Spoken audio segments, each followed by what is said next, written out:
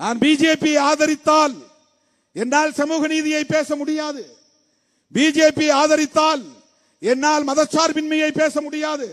நான் பிஜேபி ஆதரித்தால் நான் சமத்துவத்தை பேச முடியாது. நான் பிஜேபி ஆதரித்தால் சிறுபான்மை மக்களின் நலன்கள் குறித்து பேச முடியாது. நான் பிஜேபி ஆதரித்தால் கிறிஸ்தவர்களோடும் இஸ்லாமியர்களோடும் நல்லிணக்கமாக நான் கைகோர்க்க முடியாது. நான் பிஜேபி ஆதரித்தால் சில இடங்கள் கிடைக்கலாம், தனிப்பட்ட முறையில் எனக்கு பதவி கிடைக்கலாம்.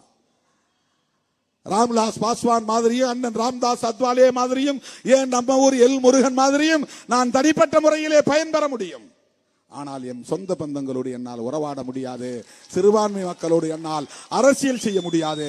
புரட்சியாளர் அம்பேத்கர் வகுத்தளித்த அரசியலை நான் உரத்து பேச முடியாது.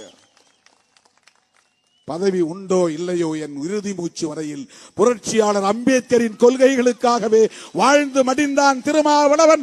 பெரியாரின் பிள்ளையாக வாழ்ந்து மடிந்தான் திருமாவளவன் என்பதுதான் என் வாழ்க்கையின் செய்தியாக இருக்க வேண்டும்.